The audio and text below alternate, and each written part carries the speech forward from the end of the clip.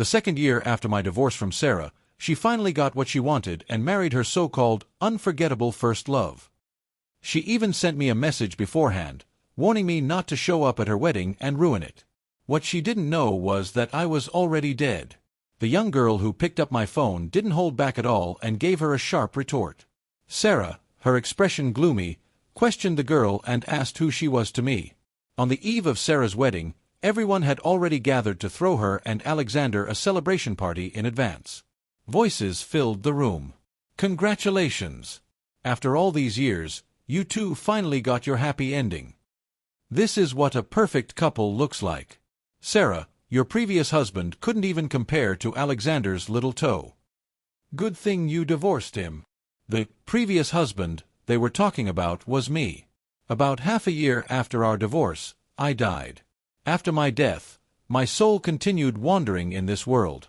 Not long ago, I drifted back to Sarah's side, as if bound to her, unable to float away.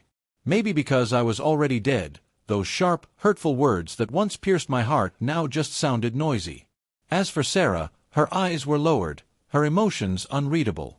With her slender, jade-like fingers, she carefully peeled an orange for Alexander, removing even the white pith.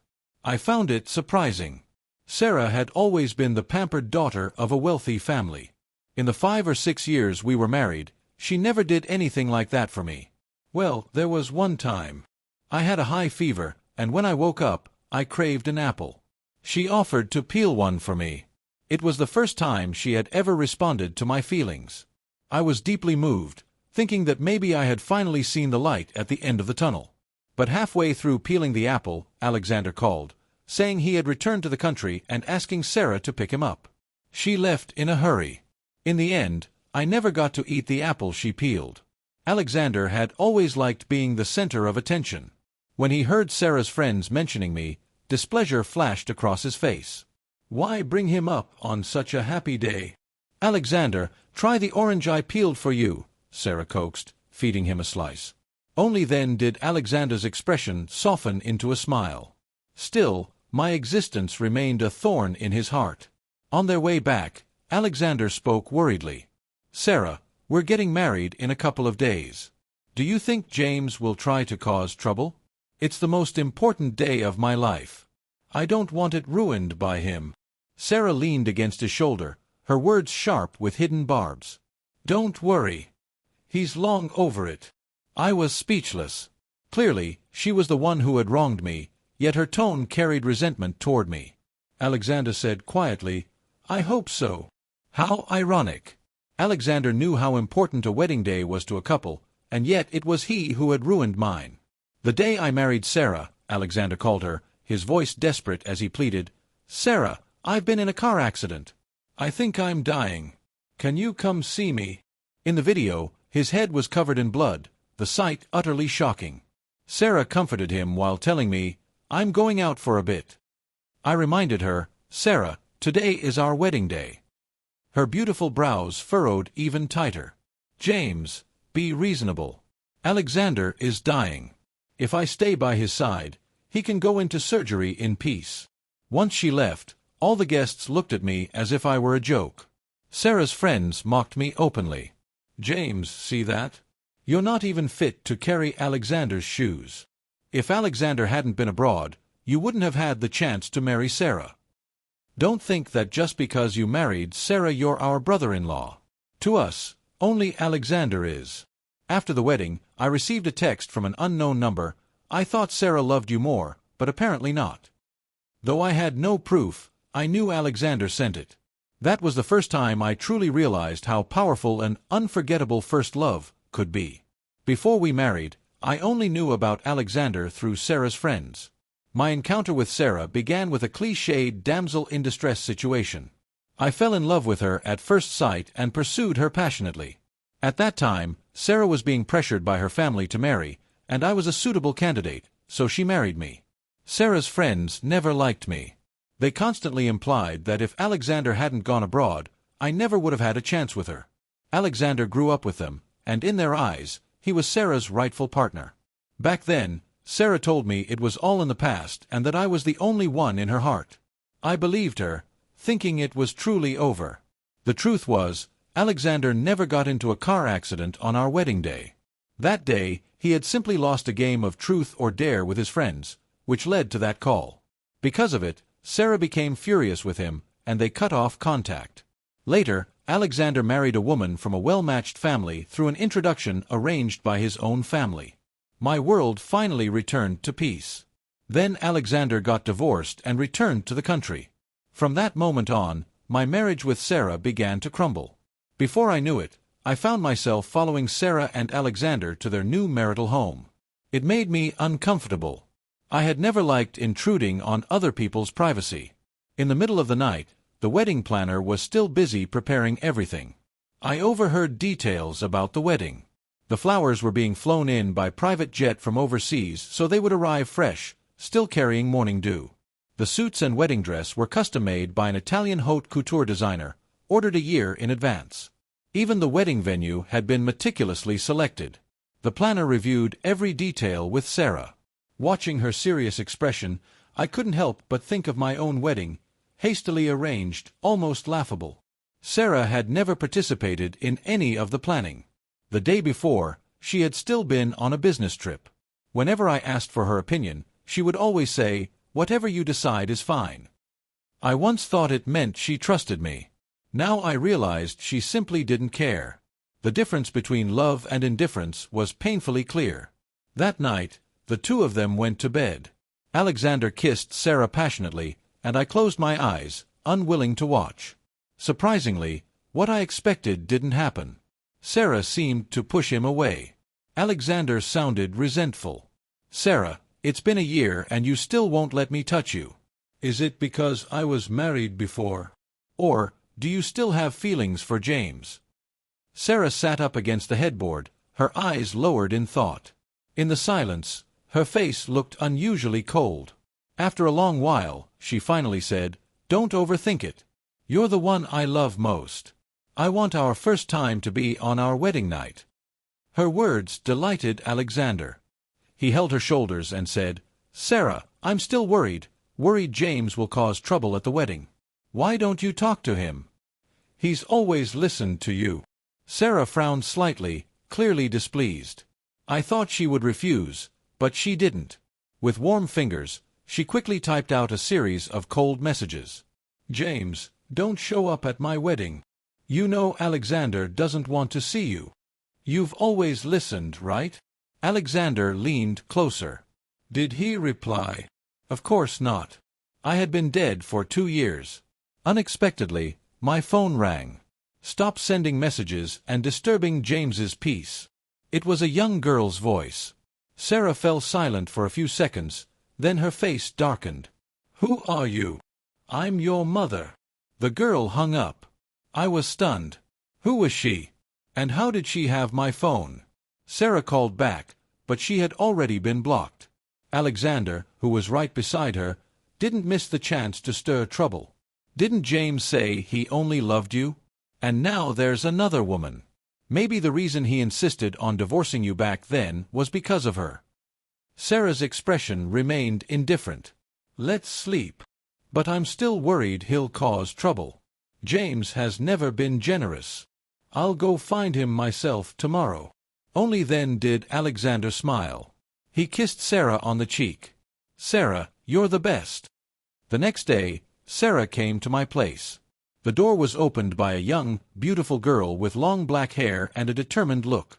After I died, my consciousness became muddled, and many memories faded. I had no recollection of her at all. When the girl saw Sarah, her demeanor sharpened instantly. She laughed mockingly. "Sarah, you're really something. Aren't you getting married in a couple of days? And here you are visiting your ex-husband. Still can't let go of James." Sarah didn't even look at her. Her face cold, she pushed past her and walked inside, as if she were there to catch someone in the act. The first thing she noticed was a photo on the cabinet of me and the young girl together.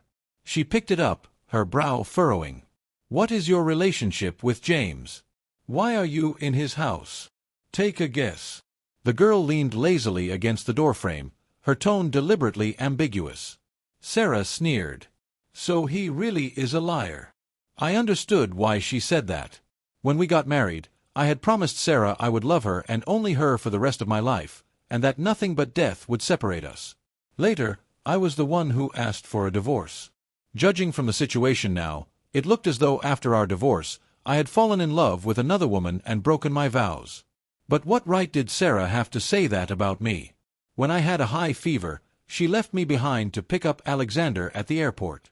When we were on vacation, she left halfway through to celebrate Alexander's birthday. She missed our wedding anniversary to take Alexander to a doctor's appointment for his foot injury. Whenever I needed Sarah, she was never there. But whenever Alexander needed her, no matter how busy she was, she would drop everything to rush to his side. It was as if Alexander was her real husband. I argued and fought with Sarah about this many times. She always had all kinds of reasons to justify herself. She said that when I had a fever, there were doctors at the hospital to take care of me, so it didn't matter whether she was there or not. But Alexander hadn't been back in the country for years. Everything had changed, and he was unfamiliar with everything, so as a good friend, she had to go pick him up.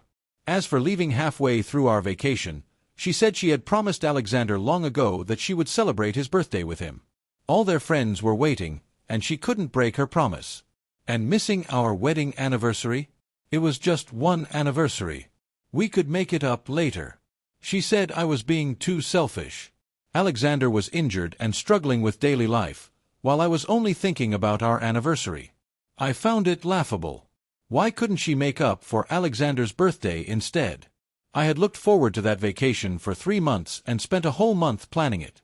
Yet in the end, the most important person was missing, rushing off to celebrate Alexander's birthday. Whenever Sarah said those things, her brows were always tightly furrowed, her eyes full of impatience. And standing beside her, Alexander would calmly apologize to me, saying he wouldn't trouble Sarah anymore.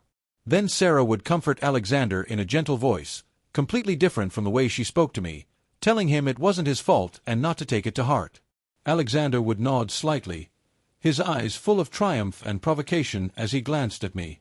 I was the one who was wronged, yet in the end, I was made out to be the unreasonable one. Sarah always stood by Alexander without hesitation. Over time, I grew tired of arguing with her. I also realized that Sarah wasn't worth my love at all. So I was the one who brought up divorce. At that time, she looked at me deeply. "James, are you sure about this?" I nodded. She didn't try to keep me, calmly signing her name on the divorce papers. She put down the pen and lit a cigarette. In the hazy smoke, her expression looked especially cold. She smiled faintly, a chilly smile. "James, don't regret it." Her tone was confident, certain that I would come back and beg her to take me back. Just like in all our previous fights, no matter how fiercely we argued, I was always the one who made amends. But she didn't expect that I would die, that I would never bow to her again. "You're overthinking it. I didn't come to see James because I still have feelings for him. I just want to warn him, next Saturday is my wedding day, and he'd better not cause any trouble. Otherwise—" Sarah didn't finish her sentence. Her sharp eyes narrowed dangerously, her tone carrying a clear warning. Her words pulled me out of those memories. The young girl scoffed. "Sarah, you're giving yourself too much credit. Who do you think you are? What makes you think James would still be pining for you, waiting for you?"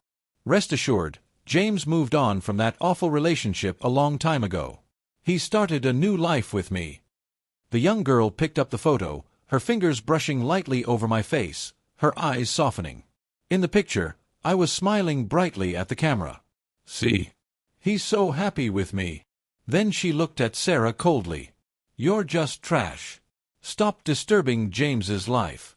He stopped loving you a long time ago. He hates seeing you. Got it?" Sarah was proud and arrogant, and the young girl's words repeatedly provoked her. Sarah stared at her coldly, the veins on her forehead bulging. When her gaze fell on the photo of me and the young girl, she turned her head away, her eyes full of disgust. Finally, she shouted, "Shut up!" Sarah grabbed the young girl by the collar, her eyes burning with anger. The young girl restrained her smile and slowly pried Sarah's hand away. "Is this the extent of Madame Shen's tolerance? When you were being ambiguous with Alexander, did James ever go after him?" "No, right." Sarah's brows furrowed tightly, her patience clearly running out. I was just friends with Alexander back then. It was James who was narrow-minded and overthinking things. Oh, really? The young girl smiled maliciously. Well, there's no need to overthink this. I'm James's girlfriend. You. It was rare to see Sarah lose control like this. She was always the one who had pushed me into becoming someone obsessed with love. But deep down, I knew Sarah didn't love me. Her anger now was simply an expression of her possessiveness. Sarah was confident and arrogant. She was certain that I was hopelessly in love with her, that even after leaving her, I would still pine for her and never start a new relationship. To her, I wasn't a lover, I was a possession. She never imagined that one day I wouldn't just move on, but would also be with someone else. To her, that was betrayal. As I expected, Sarah quickly calmed down. She even had the composure to lower her gaze and smooth out the wrinkled sleeve left from the scuffle. She became aloof again. James and I are divorced. Whoever he's with is his choice. It has nothing to do with me. I'm not here to argue with you today either. Have James come out and see me. As long as he promises not to attend my wedding, I won't bother him again. Her tone was calm, and in her words, it was as if I were a complete stranger to her. The young girl restrained her smile, her tone indifferent. You can't see James anymore. He's dead. Unexpectedly, when she heard that I was dead, Sarah laughed. You said he's dead? The young girl raised an eyebrow, glaring at Sarah with hostility. You think that's funny? Sarah walked into the dining room, where a freshly made pot of soup sat on the table, still steaming. You say he's dead, then who made this? She stared at the soup. He's good at making soup, and this one clearly has his touch. Are you trying to make a fool out of me? Do you think this is amusing? Sarah stared coldly at the soup. Whatever she was thinking darkened her expression. After a long silence, she said, James loved cooking for me. There was a time when he suddenly stopped cooking, claiming he didn't like it anymore. But now he's happily making soup for you. She scrutinized the young girl, emphasizing every word. You two must have been fooling around back then. Her gaze was filled with malice, as if the girl and I were adulterers. I was furious, wanting to slap Sarah twice even if it was only in the air. I loved Sarah wholeheartedly for 7 years. In the end, she doubted me and accused me of cheating. It made all my devotion seem like a joke. How ridiculous! The one who had been emotionally entangled with someone else during our marriage was clearly Sarah. Not only did she refuse to reflect on herself, but she also dared to doubt and accuse me. Did she not know why I stopped cooking for her? I loved experimenting with different recipes, especially enjoying the happiness on the face of the person I loved when they tasted my food. Sarah once casually complained that the food her secretary ordered wasn't as good as mine. I took it to heart. I happened to be on vacation then, so every day I went to the market early, bought the freshest ingredients, made 3 dishes and a soup, and delivered it to Sarah's office at noon. Then one day, Sarah told me not to bring lunch to her office anymore. She said I was already working hard enough cooking every day, and that the driver could handle deliveries. I thought she was being considerate of me. Until one day, the driver took time off because his child was sick. I delivered lunch again myself. When I entered the office, I saw Alexander there too. He smiled and took the lunchbox from my hands. James, what delicious meal did you make for us this time? Braised prawns, sweet and sour ribs, stir-fried lettuce with oyster sauce, and spinach egg soup, all my favorites. Thank you, James. On the other side, Sarah was still busy with documents. Alexander skillfully set the table and playfully tossed a crumpled paper ball at her. Workaholic, time to eat.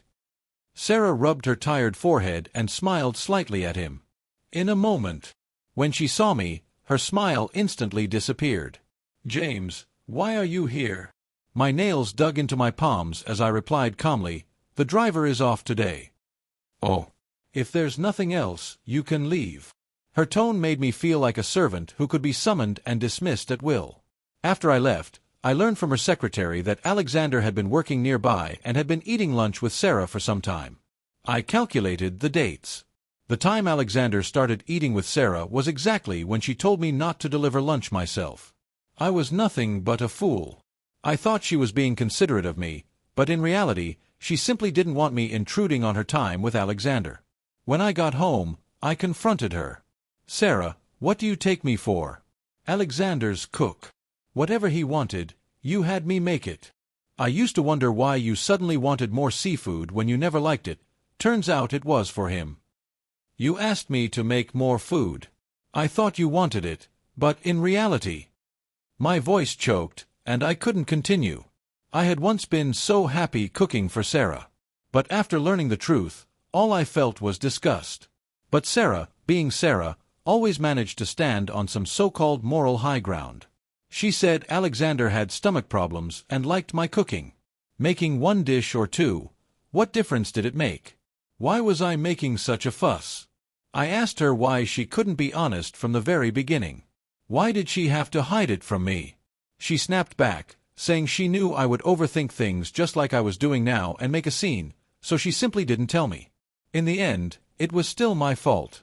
She hid it for my own good. Thinking back on that marriage now, it only exhausts me. Aside from endless arguments, doubts, and silent treatment, I gained nothing. A sudden slap snapped me out of my thoughts. Without warning, the young girl slapped Sarah across her beautiful, delicate face. The move was so sudden that by the time Sarah realized what had happened, she had already taken several solid hits. Sarah began to fight back, and soon the two of them were tangled together, wrestling fiercely. For some reason, watching Sarah get hurt stirred nothing in me. I even wanted to applaud. But seeing the young girl get hurt made my heart ache.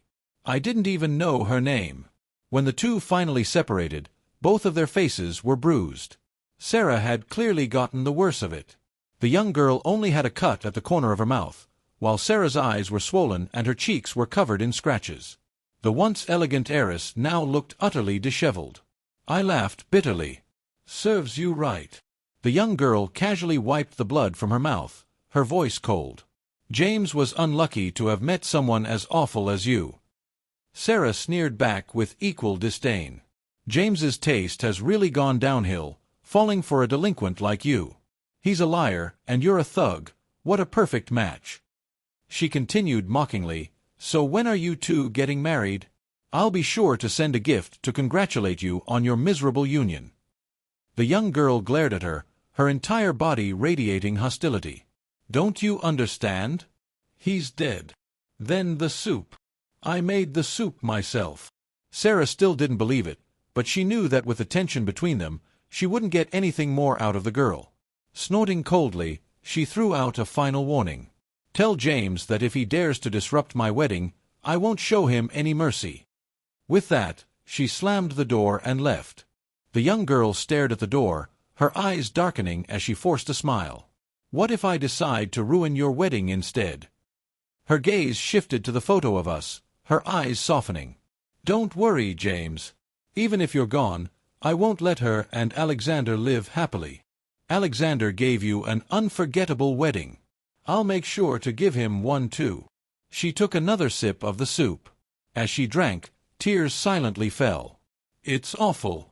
Nothing like what you used to make." She looked so sad. My heart ached deeply for her. Even though I couldn't remember her name, I felt she was someone incredibly important to me. I didn't want her to be sad. I reached out, wanting to smooth her furrowed brow and wipe away her tears, but an immense force dragged me back to Sarah's side. I couldn't stray too far from Sarah. I smiled bitterly. In life, we were ill-fated lovers. In death, why am I still bound to her? What kind of twisted fate is this? Sarah returned home. When Alexander saw the bruises on her face, he was distressed. "Sarah, who did this to you?" "My cousin knows some people in the underground. Do you want me to have them teach that person a lesson?" Sarah likely felt humiliated at being beaten by her ex-husband's girlfriend. She simply said she had fallen accidentally. "Really? Really?" Alexander was skeptical but didn't push further. Soon, the wedding day arrived. Alexander had always loved being the center of attention. For this wedding, he made it even grander. Elites from the upper echelons gathered, and he even arranged for the wedding to be live-streamed. When viewers saw the luxury cars at the entrance, the dreamy banquet hall, and the imported flowers, they were filled with envy. This is what a wealthy wedding looks like. Thank you, Alexander, for letting us witness this. What a perfect match. They look like they were made for each other. This really is a fairy tale romance. I drifted above the scene, bored, until I saw someone familiar, the young girl. Unlike her casual appearance before, she was now dressed in an elegant gown, exuding a noble air. She was beautiful, and it seemed her family background was not ordinary either. Throughout the event, people came up to greet her. She responded with distant smiles, clearly uninterested. I learned her name from others, Roxana. Roxana chose a secluded seat, her expression indifferent, as if she was tired of everything. If she disliked it so much, why did she come to the wedding? Just as that thought crossed my mind, I suddenly remembered what she had said while looking at our photo. Alexander gave you an unforgettable wedding. I'll make sure to give him one too. What exactly was she planning? As romantic music played from the live band, the bride and groom entered. On the massive screen, photos of their journey together played. The live stream chat was flooded with comments praising their perfect match and fairy tale love. At that moment, a strange smile appeared on Roxana's face. It was as if the show she had been waiting for was finally about to begin. Sarah was acting strangely too. She had married the man she loved, yet she didn't look happy. She was smiling, but the smile never reached her eyes. Her gaze kept drifting toward the entrance, as if she were waiting for someone. A ridiculous thought crossed my mind. Was she waiting for me to crash her wedding? No, that was impossible. I dismissed it immediately. She was probably still worried that I would suddenly appear and ruin her and Alexander's seemingly perfect wedding. I wanted to tell her not to worry. I wouldn't ruin her wedding. I was dead. Even if I were alive, I would have nothing to do with her anymore. When I love someone, I give everything. When I lose faith, there is no turning back. On stage, Alexander asked, "Sarah, do you take me to be your husband?" Distracted, Sarah replied, "I do." Alexander took out the ring and slowly slipped it onto her finger. The next second, gasps erupted across the room. Alexander thought they were simply envious of him marrying the eldest daughter of the Shin family, and his smile grew even more smug, until one of his friends shouted, "Alexander, look at the screen behind you!" He turned instinctively and nearly fainted. "Turn it off. Turn it off now." On the giant screen, explicit photos of Alexander with another woman were being displayed. Though pixelated out of consideration for the many children present, the images were unmistakable. For the convenience of gossip-hungry viewers, the photos were even labeled with dates. March 6th. Alexander was already engaged to Sarah by then, wasn't he? Wow, Alexander cheated. So Sarah got cheated on? Even their childhood friends, who had always shipped Alexander and Sarah, were stunned. Back when Sarah married me, they had mocked her marriage. Now that she was with Alexander, they had been thrilled. Seeing the photos shattered their fantasy. They shouted angrily, "Shut up! All of you, shut up! Don't say that about Alexander. He's a good man. There must be some misunderstanding." The guests, respected figures, weren't having it. A good man cheats on the eve of his wedding? A misunderstanding? Was he forced to cheat? Look at the photos. He's clearly enjoying himself. You people really are something. He cheats on Sarah, and you're still defending him. The live stream audience reacted even more fiercely. Wow, the ship I just boarded has already sunk. Alexander must regret live streaming this wedding. These photos are trending now, the whole world knows. He wanted to show off his love and ended up a global joke. Sarah is so pitiful. Pitiful. She deserves it. Didn't you hear? When she married her ex-husband, Alexander faked a car accident to make her leave the wedding. She abandoned her husband halfway through.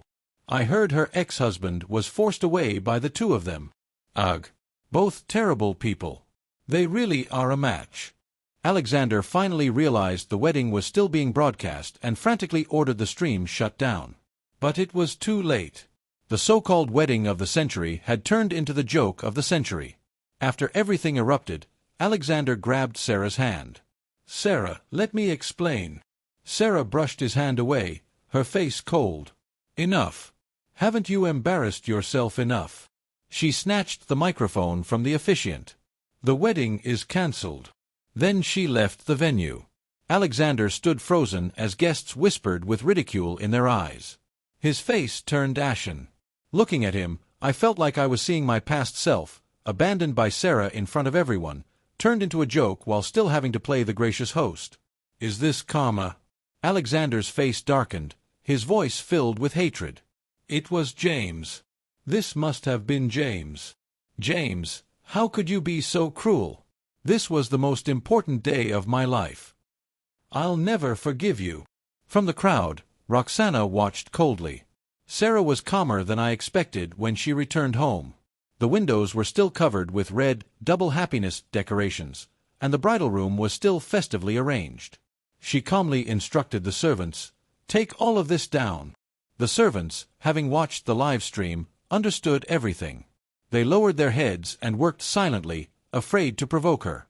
Only Mrs. Lee, who had watched Sarah grow up, dared to speak. "Sarah, I told you long ago that Alexander wasn't someone who would settle down. James treated you so well. You shouldn't have separated from him." Sarah's expression remained indifferent. "It wasn't me who wanted to leave James. He was the one who asked for a divorce. He didn't want me anymore. Don't speak up for him. He's just a liar. He chased me for so long, promised me forever, but after only 5 years of marriage, he gave up on me, not even lasting long enough for the so-called 7-year itch. All these years, he never called me once, and now he's already moved on with another girl." Her voice was full of resentment toward me. Mrs. Lee immediately retorted, "You broke his heart. When you were in that car accident, he stayed by your side day and night for 3 full months. You recovered completely, but he lost 10 pounds. And when he was sick, during your anniversary, on his own birthday, every time he needed you most, were you ever there for him?" Sarah answered reflexively, "I was busy." "Busy?" Mrs. Lee scoffed. "Busy spending time with Alexander?" Sarah's voice grew hoarse. "I thought we had a whole lifetime ahead of us. Missing 1 or 2 important days wasn't a big deal. Besides, I explained so many times, Alexander and I were just friends. It was James who was petty, always making a fuss and picking fights." Mrs. Lee laughed in disbelief. "You make it sound so simple, just friends. But every time James needed you, you abandoned him to be with Alexander. James treated you like his wife, but did you ever treat him like your husband? I still remember that whenever you attended events, your date was always Alexander, never your husband. Some people even thought Alexander was your husband." Sarah frowned. "James didn't want to go." "Did he really not want to go?" Mrs. Lee asked calmly. "Or was it because every time he went, your friends bullied and mocked him when you weren't around? Eventually, he just stopped wanting to attend." Sarah shot back instinctively, "They didn't mean any harm. They were just teasing him." "Teasing?" Mrs. Lee repeated. "Teasing only works if the person being teased is willing.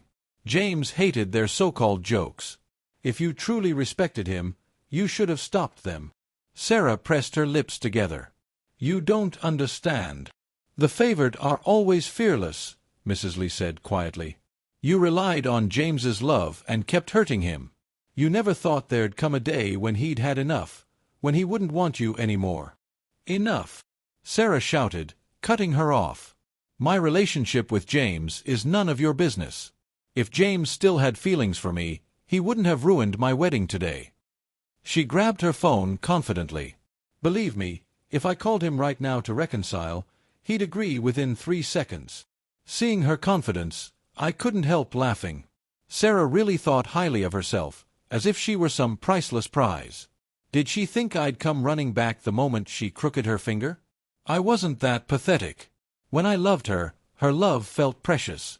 Now that I no longer loved her, she meant nothing to me. Too bad I was already dead.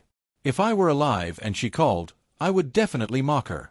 Eager to prove that I still loved her, Sarah quickly dialed my number, but it didn't go through. Then she remembered Roxana had blocked her. She tried calling me through WeChat, only to find herself blocked there as well. Sarah froze. It seemed she had never imagined there would come a day when I truly didn't want her anymore.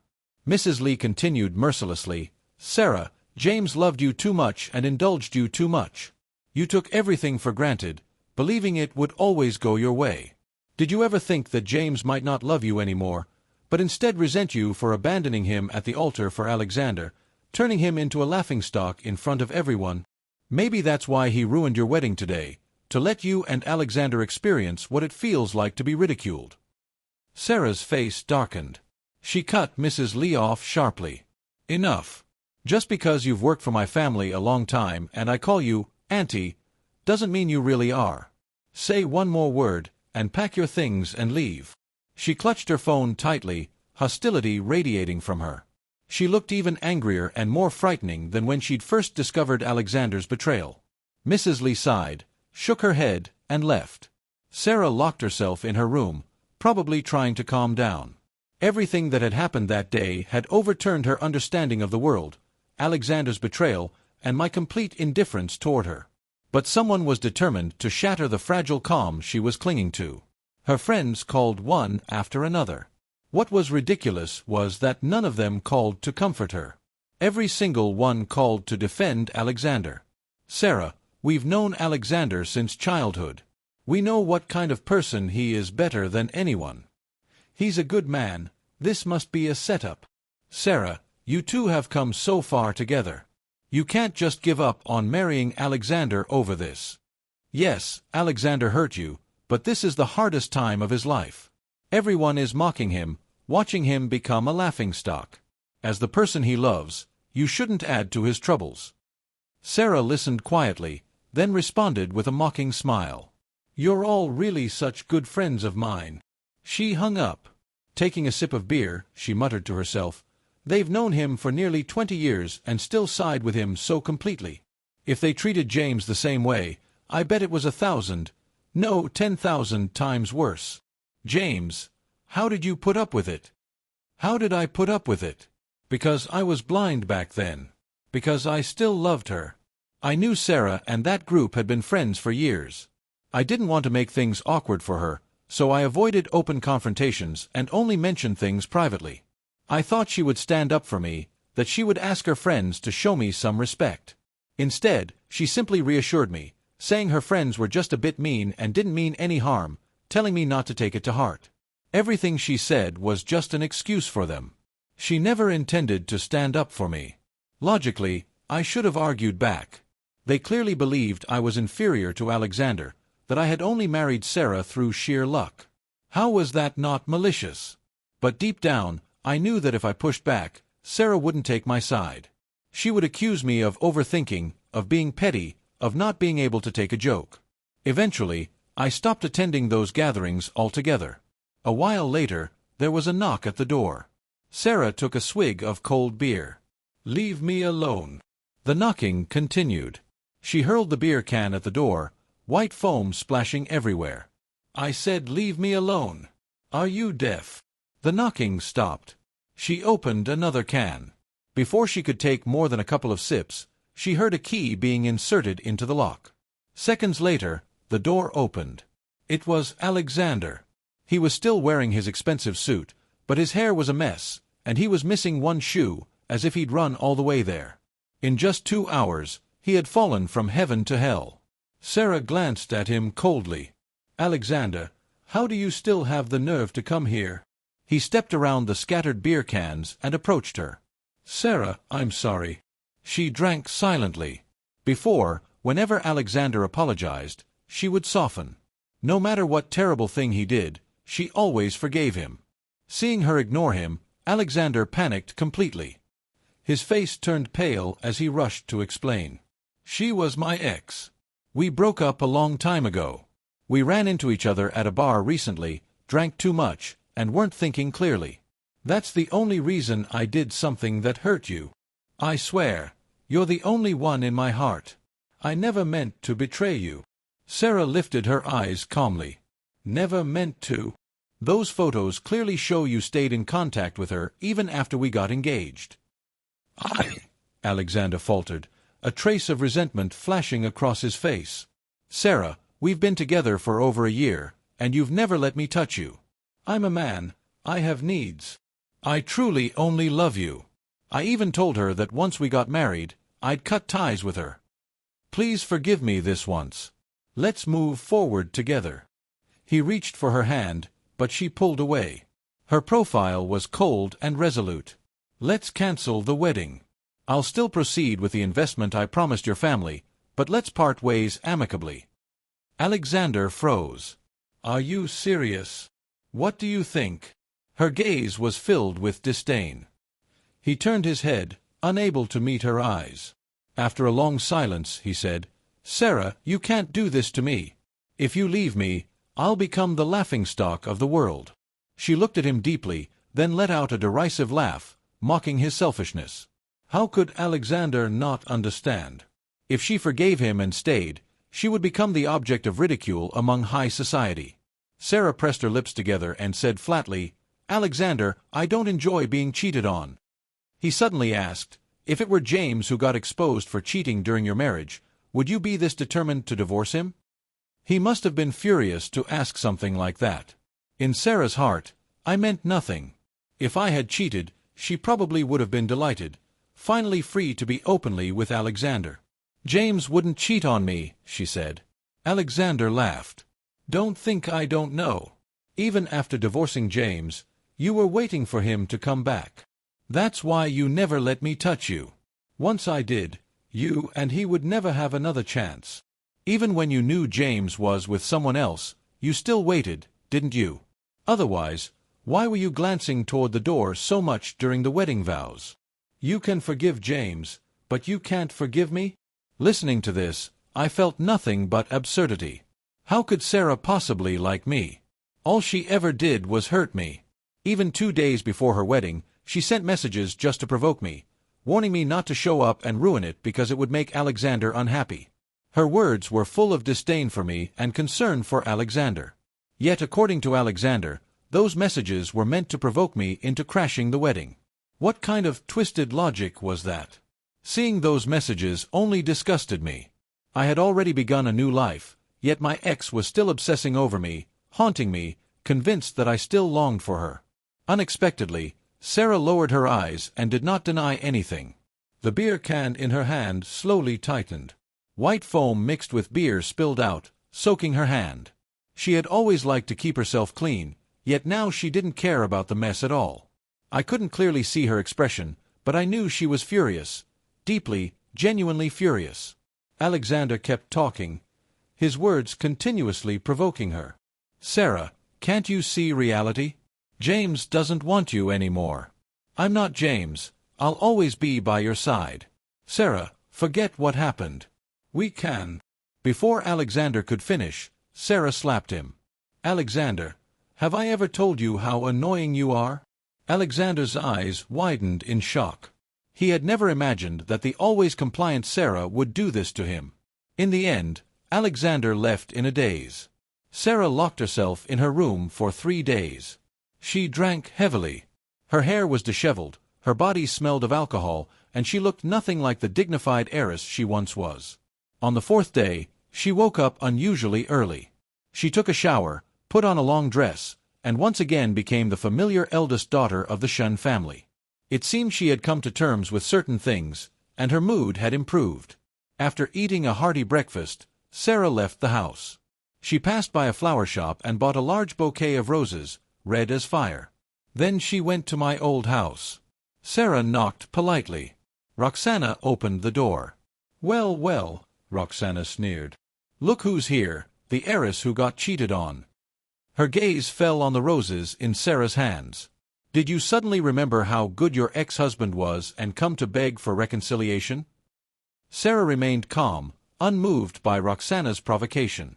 "Is James home?" she asked. Roxana replied coldly, "James is dead." The sky darkened. Thunder rumbled. A heavy rain was about to fall. Just like before, when she first heard of my death, Sarah laughed. "Do you think I'm an idiot?" she said. "Why would I believe you? If he's dead, then how do you explain the chaos at my wedding yesterday? He obviously still cares about me. Otherwise, why would he ruin my wedding and stop me from marrying Alexander? She added confidently, "You're not his girlfriend. He just hired you to provoke me." Roxana laughed along with Sarah's confident declaration. Sarah didn't understand why Roxana was laughing, but the sound made her deeply uncomfortable. She frowned and continued, "I want to see James." "You won't be seeing James again." Sarah was enraged by Roxana's response. She spoke with contempt. "Who do you think you are? Just because James asked you to play pretend, you think you're really his girlfriend and can make decisions for him. James is truly dead. He's been dead for almost 2 years. The one who ruined your wedding was me, not him." Roxana's tone was icy. "What did you say?" Sarah froze. "I said James is dead," Roxana repeated harshly. "He's been dead for almost 2 years." Thunder roared. The downpour began. The hallway window had been left open. Strong wind blew Sarah's hair into disarray, and cold raindrops splattered across her face. She shuddered. The fiery red roses fell to the ground. Petals scattered everywhere. Such passionate flowers, yet in an instant they were reduced to a pitiful state. It felt like I was looking at my own fate. Truthfully, I had already forgotten exactly how I died. I could only vaguely remember my emotions during the final days of my life. After leaving Sarah, I had felt a freedom and joy I had never known before. I was filled with hope for the future. Then my body was flung into the air, only to crash back down, completely shattered. Sarah grabbed Roxana by the collar, her entire body radiating hostility. "You're lying, aren't you? How could someone as wonderful as him be dead? He promised we'd grow old together." Roxana's long lashes cast shadows under the dim light. "But he really is dead," she said slowly, venom dripping from her words. "And you're wrong. James stopped loving you long ago. If he were still alive, the one growing old with him would be me."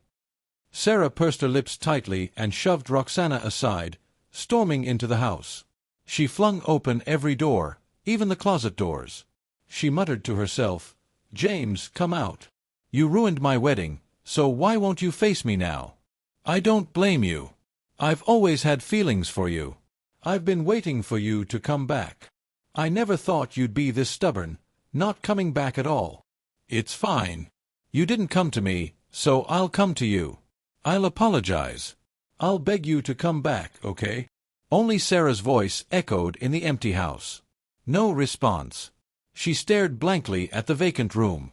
"How could you not be here? I get it. You must be hiding outside." She looked lost, like a completely different person. How ironic. When I was with Sarah, she was always distant and indifferent toward me. Back then I had wished, just once, that she would worry about me. That alone would have made me happy. It would have meant I mattered. After all those years of devotion, it would finally have been reciprocated. But watching her now, I felt only annoyance. Why didn't she do this sooner? She was the one who kept hurting me, who kept pushing me away. So who was this affectionate act for now?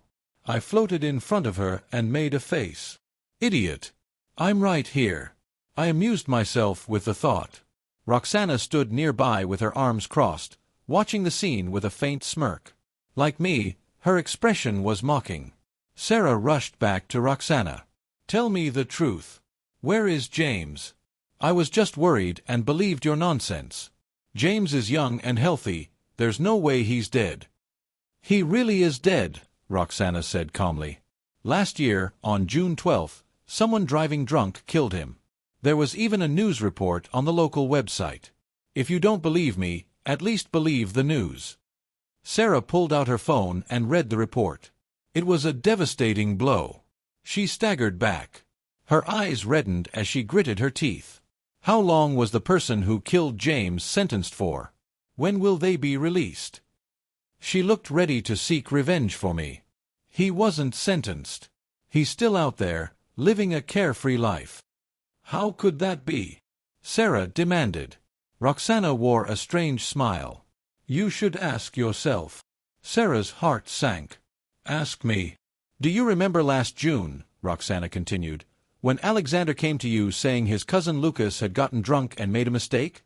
He said they needed a top lawyer, but the lawyer refused, so he came to you, because your family is close to that lawyer." Sarah was smart. She understood instantly. "Are you saying Alexander's cousin killed James?" "Thanks to your help," Roxana said coldly, "Lucas only paid compensation. He's still out there living freely." Her eyes turned red as she spoke, and she slapped Sarah across the face. "But James is dead." Sarah didn't dodge. It was as if her soul had been ripped out, leaving behind an empty shell. Roxana looked at her and suddenly found everything meaningless. She sat down on the sofa and sneered. "Who are you putting on this affectionate act for now? Why didn't you do it sooner?" I agreed. Exactly, why didn't she do it sooner? I had been dead for nearly 2 years. During those 2 years, her business flourished. Her love life didn't falter. She dated Alexander, fell in love, got engaged.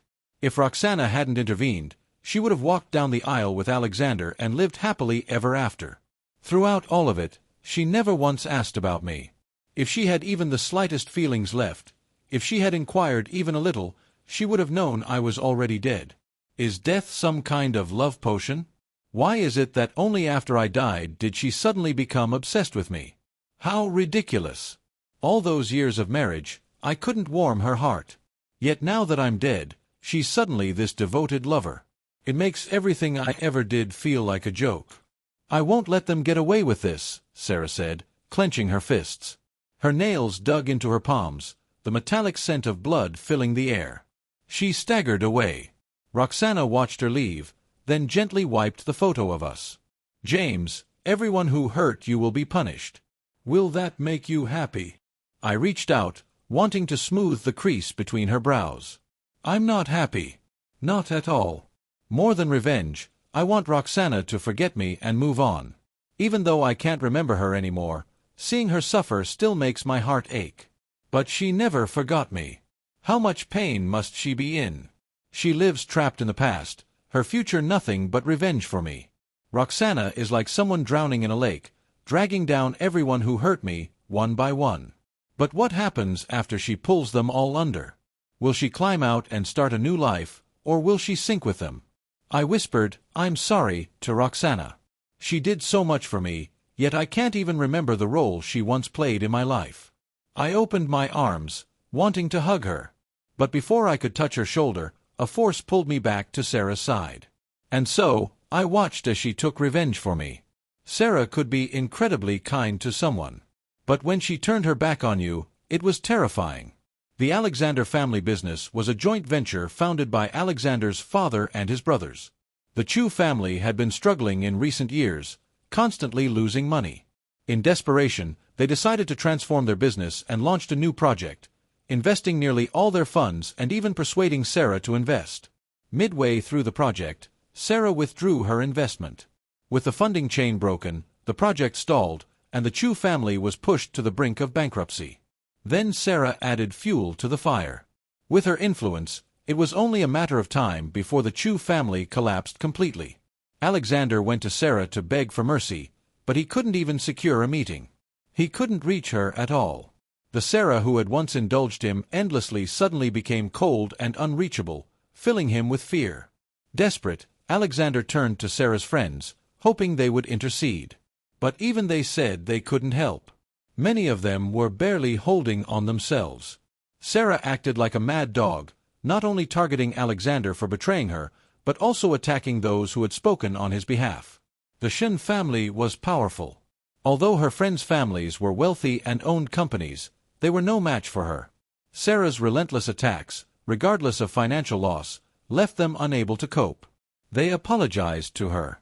She replied coldly, "It's too late. And I'm not the one you should be apologizing to." Those former friends who once defended Alexander began to resent him. "You betrayed Sarah. We said a few good words for you, and now we're paying the price. It's best if we cut ties. Let's all move on. Take care." They hung up. When Alexander tried calling again, the line was dead. Once adored by everyone, he suddenly became someone universally despised. I wonder, did Alexander ever think of me in his current situation? After returning with his schemes, I had faced the same downfall. Fate truly is unpredictable. Alexander eventually found Sarah at one of the upscale restaurants she frequented. He barged into the private room. "Sarah, you promised to invest in my family's business." "Oh," she replied lightly. "I changed my mind." "How could you turn into this kind of person?" Alexander demanded. "You said we'd part on good terms." Then he added quickly, "It's James, isn't it? You got back together with him, and now you're taking his side against me and your friends." Sarah had been cutting her steak methodically. When she heard my name, her hand slipped. The sharp knife scraped against the plate with a piercing sound. She lowered her head. Shadows gathered beneath her eyes. "You still dare mention James?" Alexander froze, anger surging. "What kind of spell did James cast on you that I can't even say his name? Who is he anyway? He's just some ordinary guy. If he hadn't married you, I wouldn't have even looked at him, let alone called him brother-in-law. And now I can't even." The knife flew past Alexander's face, leaving a shallow cut. His trembling hand touched his cheek. Blood. His eyes widened in disbelief. "Sarah, you dare hurt me? Are you insane?" "I warned you," Sarah said coldly. "You're not worthy of mentioning James. Why can't you just listen?" Sarah's lips curled into a faint smile, but her eyes were icy, completely devoid of warmth. She rose slowly and walked toward Alexander. He glared back at her. "What are you trying to do?"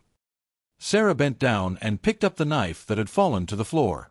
The cold blade brushed lightly against Alexander's face as she spoke, her gaze dark and unreadable. "Such a beautiful face. Do you know that when James died, his entire face was mangled, so badly that it was unrecognizable? Even the best mortician couldn't restore it. He used to be so handsome." Her expression grew even darker.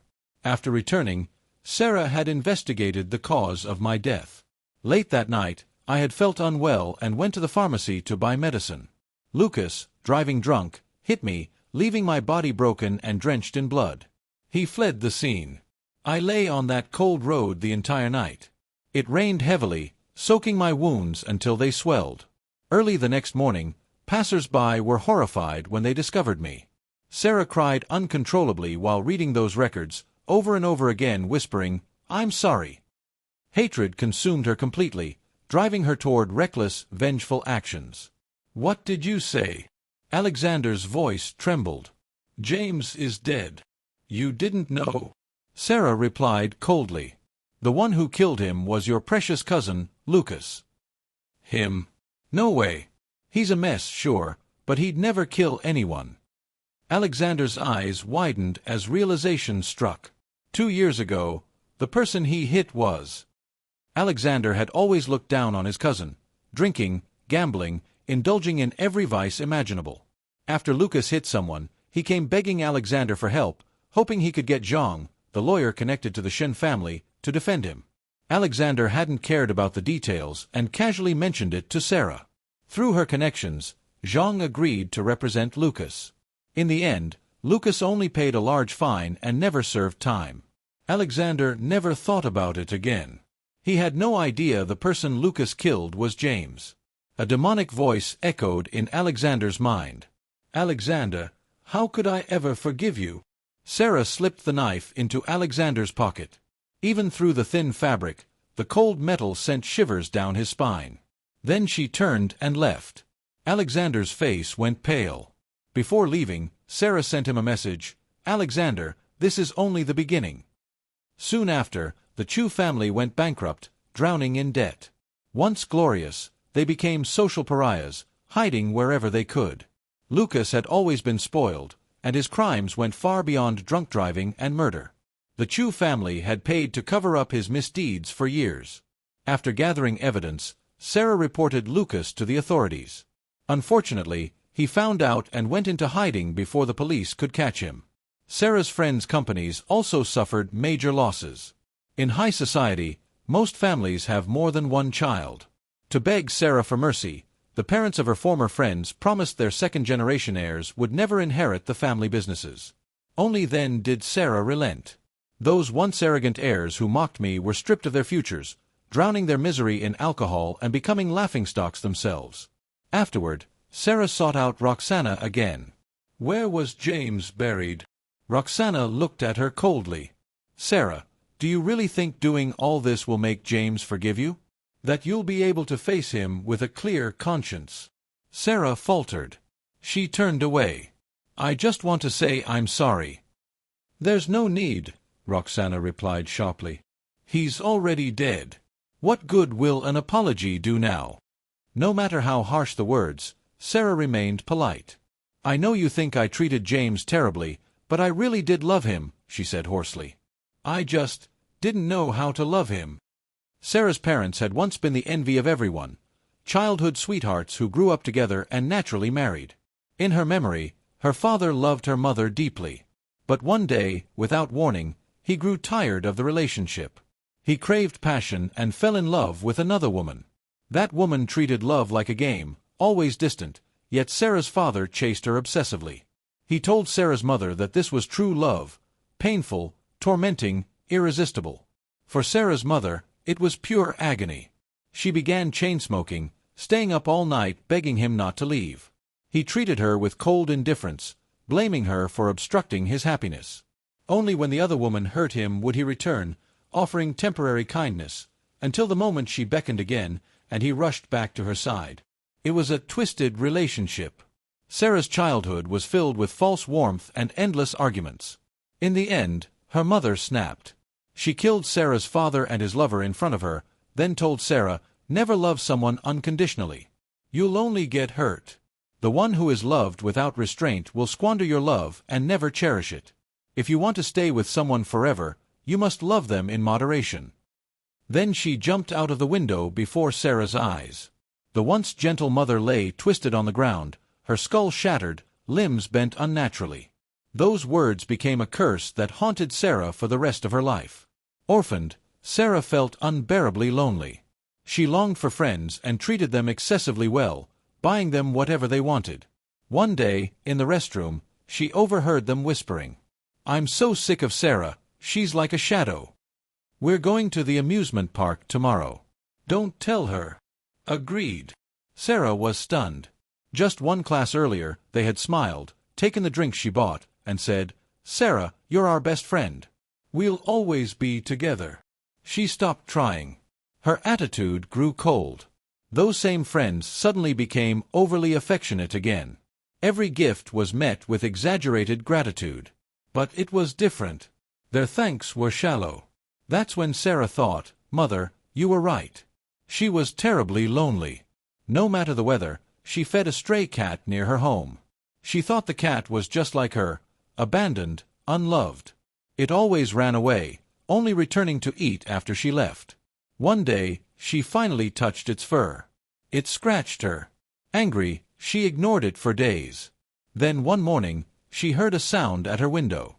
The cat stood there with a dead mouse under its paw, rubbing against her hand, pushing the mouse toward her as if apologizing. Sarah stared blankly. "Mother, you were right again." Roxana sneered.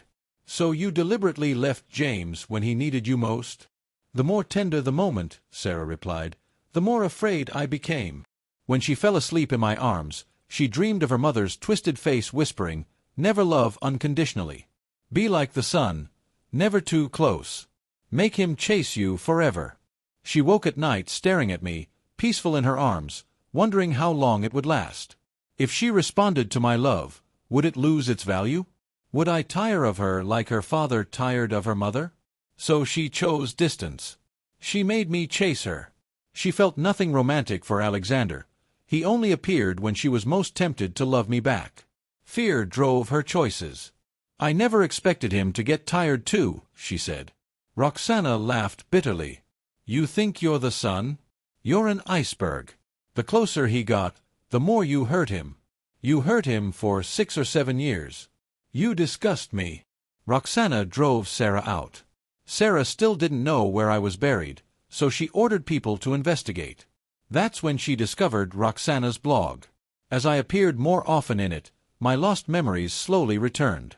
Met terrible people, but also met a good-hearted fool. 6 years ago, Sarah left me after a call from Alexander. Feeling miserable, I wandered into a bar and saw Roxana being beaten for demanding her wages. No one helped. I stopped her, offered money under the excuse that I needed a guide. She accepted. "Roxana," she said. Her blog entries followed. "Good-hearted fools are easy to trick.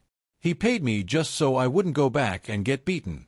He has a nice smile and a dimple. Seeing him upset makes me upset too. I stayed up all night finding places to take him." I smiled. She had only wanted free meals at first. I never intended her to truly guide me. But she did. I never expected that the next morning, when I stepped out of my hotel, she would be waiting for me. Roxana was wearing a clean white t-shirt. Her face had been washed clean of blood, revealing a delicate, pretty appearance. Her gaze was still sharp and resolute, like that of a little wolf. I was startled. "What are you doing here?" "I'm your guide. If you're going out, of course I have to follow," she replied. She knew what I wanted to ask. "People who go to that bar usually stay at this hotel." "No need," I said. Her face darkened immediately. She asked whether I had never intended for her to be my guide at all, and whether the money I gave her had merely been charity. Seeing her wounded pride, I worried she would return the money and go back to that bar, only to get beaten again, so I denied it. That was how she officially became my guide. Back then, Roxana handled everything with surprising care. She asked whether I preferred food or scenery and told me she had made several plans overnight. Later I realized those guides were all taken straight from the internet. With Sarah gone, nothing really interested me. I told Roxana to decide everything. So she took me to many places. Every outing felt like opening a blind box. Sometimes the experience was unexpected, sometimes delightful. Those days were carefree and joyful beyond measure. I didn't have to think about anything at all. I just had to enjoy myself. She loved to play and knew exactly how to have fun. I tried things I had never dared to try before, like bungee jumping. The sensation of falling felt strangely liberating. We also waited for sunrise on an empty beach. When I woke up, I was leaning against Roxana's shoulder. The sun was warm on my face, and empty beer cans were scattered everywhere. We had missed the sunrise, but I felt no regret. I vaguely remembered drinking heavily the night before, shouting at the sea and venting my frustrations. Roxana called me crazy, so I dragged her into shouting with me. She looked annoyed but still did it, yelling even louder than I did. I knew her life wasn't easy either. On our last day, Roxana took me to watch the sunset. We rode a small scooter, our white t-shirts fluttering in the wind like two free birds. Just as we were about to reach the beach, Sarah called. She said she was back and ready to continue our trip. I was happy and asked Roxana to turn around and take me back to the hotel. Her voice turned sullen. "You have a wife." I laughed. "Is that strange? I'm old enough. She doesn't deserve you. You've never met her. How do you know she doesn't deserve me? She's wonderful. I pursued her back then. Because you're not happy." I hadn't expected her to see through me so clearly. I smiled. "One day it'll be better." I thought that once I warmed Sarah's heart, I'd finally be happy. But I later realized that leaving Sarah was the true path to happiness and freedom. When Roxana and I parted ways, she secretly slipped a jade pendant into my pocket. It was something we had seen at a market. I liked it, but the vendor only accepted cash, and I hadn't brought enough. When we returned the next day, the vendor was gone. I never expected her to buy it for me and quietly give it to me as a gift. I remember thinking that the pendant was worth about the same amount I had paid her to be my guide. She wrote in her blog that I was easy to fool, but she was the foolish one, accompanying me for so long and then using the money she earned from me to buy something for me. She worked for nothing. I kept reading her blog. Boring, going back. Roxana had run away from home to come to this city. Her family was a mess. Her parents were in a business marriage, each with their own true love and other children. They maintained a fragile peace, each doing their own thing. One day, her parents began a bitter divorce battle, and neither of them wanted Roxana. In her rebellious phase, she ran away from home. Her luck was terrible.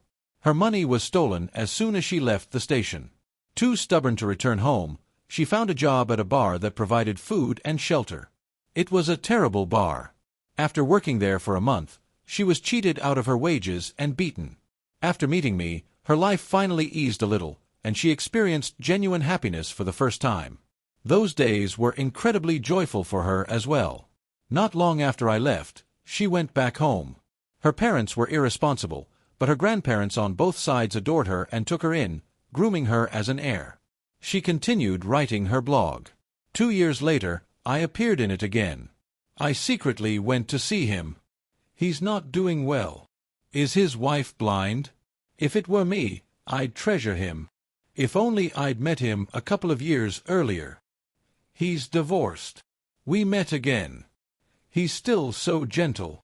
We went on a date. We kissed. My kissing skills are terrible. I wonder if he minded.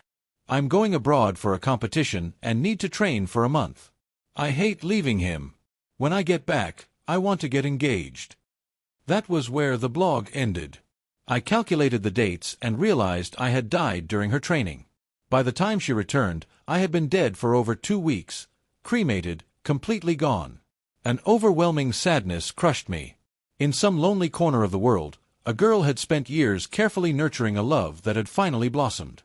Just as she was joyfully planning our engagement, that fruit fell and rotted away. She never even got to see me one last time. All Roxana could do was spend a fortune buying my old house for my parents and burying my ashes in a place she had chosen. She lived in the house we had shared, cooking the dishes I once cooked, endlessly reliving our memories. She was trapped in the past we had together. She should have had a bright future, but it was frozen in place. Her heart was filled only with revenge. Roxana, once vibrant and full of life, now lived under the shadow of grief. Her only purpose became seeking justice for me. She dragged down everyone who had ever hurt me. I feared what would happen to her after her revenge was complete. Would she move on and live again, or would she be consumed by sorrow? As I watched her, all I wanted was to comfort her, to tell her it was okay, that I wanted her to be happy and free. But I couldn't. I was bound to Sarah. I felt deep regret and sorrow, knowing I couldn't be with the one who truly loved me and whom I had come to love in return. Sarah had also read the blog. The color drained from her face. She looked devastated, as if reality had finally struck her, like she had finally understood what she had lost. Her body trembled, and she even coughed up blood. So I was the one who pushed James away, step by step, until he found comfort with someone else. I never realized how painful it could be to watch the person you love be happy with someone else. She cried and laughed bitterly. James, I was wrong. I really was wrong. Roxana was right. I was such a fool. But it was too late. Her apology could no longer reach me. I longed to return to Roxana's side, just to see her one last time, to thank her for everything. I didn't understand why fate had bound me to Sarah when my heart now ached only for Roxana. I wanted nothing more than to break free from this twisted bond and find the one who truly mattered. But I was helpless, just a shadow, unable to change anything. The one who loved me was suffering, and all I could do was watch. Sarah's belated realization meant nothing. She had hurt me too deeply, and her love came far too late. It was nothing more than a cruel twist of fate. Sarah locked herself inside the house again, drinking day and night. Eventually, she drank herself into a stomach hemorrhage and was rushed to the hospital. Auntie Lee came several times to persuade her. If you keep this up, you'll drink yourself to death. So be it, Sarah replied coldly. Maybe I'll see James. Auntie Lee sighed. If you knew it would end like this, why did you do what you did back then? During that time, my father called Sarah. Daughter-in-law, did you forget to send me money this month? I was stunned. How did Sarah even have contact with my father? My relationship with my family had always been terrible. My mother died when I was young. My father remarried quickly and had a son. His new wife hated me, and my father treated me badly. They abused me, and I was responsible for all the housework. When I reached high school, they demanded I drop out to work. I refused, relying on scholarships and part-time jobs to finish school and attend college. After graduation, they tried to force me to hand over 2/3 of my salary. When I refused, they caused a scene at my workplace. Unable to endure it anymore, I moved to a new city and changed all my contact information. I thought I had escaped them. I was wrong. They had discovered my address long ago. Sarah had been secretly paying them so they wouldn't harass me. I looked at her with complicated emotions. She hurt me openly, yet protected me in secret. Why did she have to be like this? Sarah spoke to my father coldly. James is dead. You'll never be able to bother him again. So tell me, do I still need to send you money? What? James is dead. Stop pretending. I know everything. Lucas gave you $2 million, and you chose to settle instead of seeking justice. Or rather, you never intended to seek justice at all. Your outrage was just an act to get more money. My father said awkwardly, we were heartbroken too, but we have to live. We raised him for so many years. Some compensation is only fair. Sarah sneered. Raised him? How dare you say that? You're nothing but parasites who sucked him dry. If you won't give it, forget it, my father muttered and hung up angrily. But Sarah wasn't done. Dealing with my useless family was easy for her. She drank some porridge, gathered herself, and gave orders. Within days, my family called in panic. It was you, wasn't it? All our money is gone, we're in debt. If you were scammed, report it to the police, Sarah replied indifferently. Why are you calling me? It was an investment scam. The police said investments carry risks. They won't help us. You knew, didn't you? How could you be so cruel? We don't even have a house anymore. This is what you deserve, Sarah snapped. After James died, you sold his house and took compensation. But you wouldn't even buy him a proper grave. You buried him on a hill where people could walk over him. It was Roxana who later moved my ashes elsewhere. My family extorted a large sum from her for it. With no more targets for her vengeance, Sarah returned to drinking herself into oblivion. She wasted away, eyes bloodshot, body skeletal, as though a gust of wind could knock her down. Auntie Lee cried when she saw her. Child, are you trying to kill yourself? If James were alive, he wouldn't want this. James is already dead, Sarah muttered, taking another drink. Even if he were alive, he wouldn't want me. He loved someone else. One night, she went out to buy alcohol. Suddenly, a man leapt from the bushes and grabbed her. Alexander was with him. The scarred man was Lucas, finally emerging from hiding. Tired of running and desperate for money, they planned to kidnap Sarah for ransom. They didn't expect her to have lost the will to live. When Sarah saw Lucas, rage consumed her. She fought him fiercely, even as he pressed a knife to her chest. The noise alerted a security guard, who managed to stop them. That night, rain poured, just like the night I died. Sarah lay in a pool of blood, a faint smile of relief on her face.